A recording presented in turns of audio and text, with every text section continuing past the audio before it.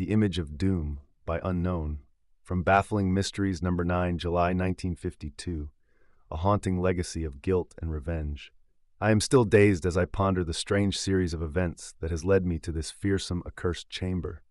And yet I should not mind, for soon my ceaseless torment, my dread anguish will depart, and I shall experience eternal rest and everlasting peace. I shall attempt to set down these occurrences which destroyed my happiness and blighted my life. Until a short time ago, my wife and I were deliriously happy and content. Surely, there was no other couple on the face of the earth as blissful as we. It seemed all our waking thoughts were concerned in some minor acts by which we might please one another. She would cater to my every little whim, and I, in return, would seek some personal pleasure of mine which I could sacrifice for but a smile from her lips. Oddly enough, one matter which I'd never brought to light, and of which she was totally unaware, was my intense dislike for all animals, pets in particular. No doubt, this prejudice of mine could be traced back to some unpleasant experience I'd had as a child, but which I'd never tried to analyze. Upon arriving home, one late summer's day, I discovered to my annoyance that my wife had procured a cat from somewhere and had decided to make a pet of the animal. I frowned upon the very thought, but made every attempt to conceal this fact from my wife. For, as I have already stated, she was completely unaware of my idiosyncrasy. At any length, I resolved not to show my displeasure, for I realized my attitude to be narrow-minded. And above all, I desired to satisfy and indulge my wife. The cat, Satan was his name, proved to be an even-tempered beast and well-mannered, and considering these facts, I opined that it would not take long before I too should develop a fancy to him. He was, I will admit, a beautiful animal, almost completely black with a sleek, shiny coat of fur and gleaming, green eyes. The only thing that kept it from being entirely black was an irregular circle of white on its left side, and within the circle, 3 black dots were set in a triangular pattern. With some imagination, one might regard this odd design as a primitive drawing of a face, the 3 dots representing the eyes and nose. As time passed, I found, in reverse of my expectations, Satan's presence annoying. If I should attempt to read some book or paper, he would leap into my lap and nestle himself comfortably and indicate his desire to be caressed and petted. When laboring over some household chore, he'd consistently crawl between my legs or thrust himself upon me. Unable to bear his attention any longer, I began to shoo Satan away. I even kicked and abused him in an attempt to discourage his advances. For a while, this maltreatment proved fruitless, but later, as he came to understand, I detected in my wife an attitude of annoyance.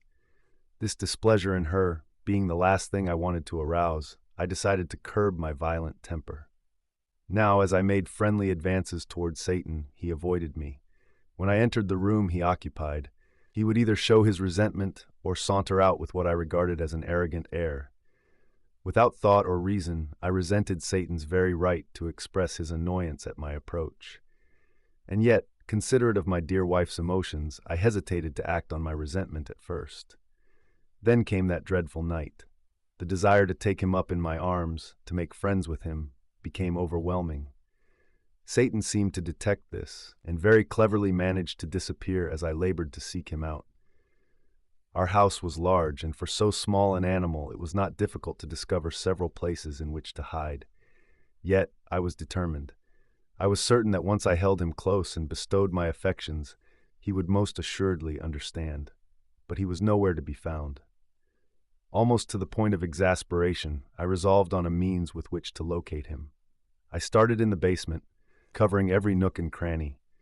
No corner was overlooked, and at length, positive that he wasn't there, I ascended the stairway and bolted the door, ensuring his inability to escape me while I searched above. For almost an hour I feverishly sought him out. Finally, completely worn and weary, I deduced that he was not in the house, and I settled down in my favorite easy chair. I had plunged the room into semi-darkness, as this seemed restful. I must have dozed off, for upon recovering my senses, I was unable to recall how long I'd been there. And as I sat, trying to recollect my thoughts, I became uneasy, seeming to sense another presence in the room. Slowly, I focused my glance from one place to another until, with a shudder, my eyes fell upon an eerie, horrible, penetrating sight. Across the room, from beneath an end table in a dark corner, I saw a hideous, miniature, grinning skull staring up at me. So shocked was I for the moment that I remained petrified, but as I stared, another object took form around this revolting sight. I blinked. Sure enough, lying there in the darkness was Satan.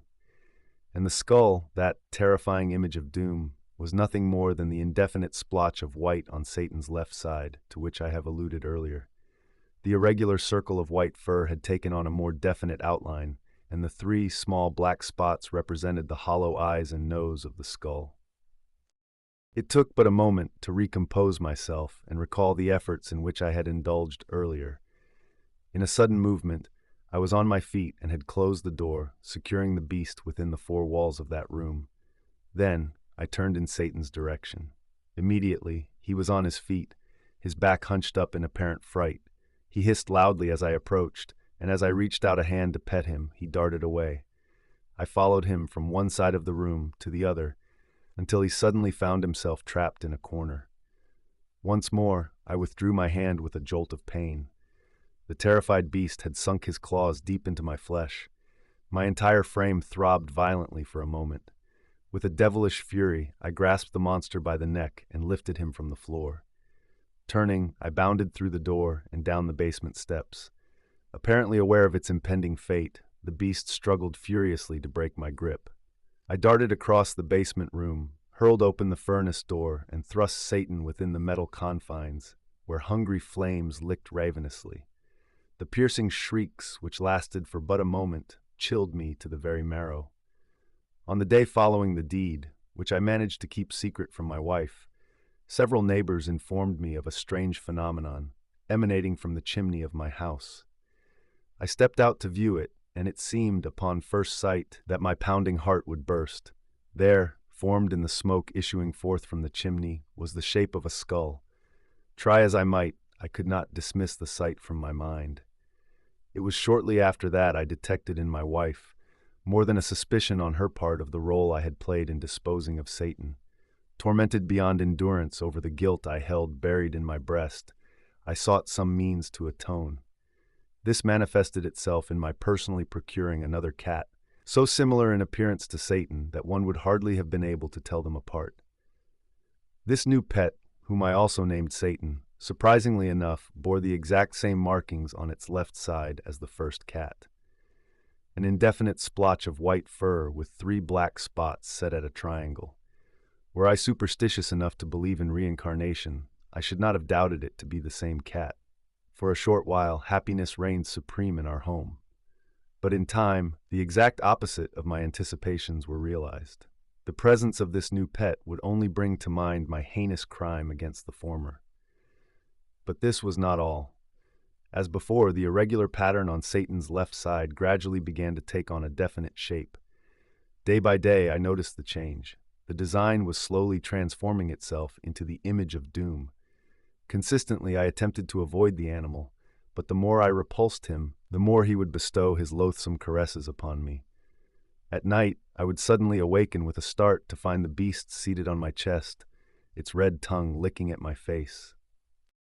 At last, unable to bear up under the strain any longer, I seized him and prepared to make for the furnace in the basement once more. But this time my wife was alert and attempted to arrest my actions. In a rage, I struck her, and in falling her head must have struck a molding, for I detected not the slightest movement in her. Upon investigation, I discovered she was dead. What demoniacal thoughts possessed me I do not know, but upon regaining my senses later, I realized that I had thrown both my wife and the cat into the roaring inferno. It was but a few days later that some policemen visited the premises. Without my knowledge, several of the neighbors had contacted them, informing them of my wife's disappearance. Despite my fabrication that she had gone out of town to visit, they persisted in examining the house.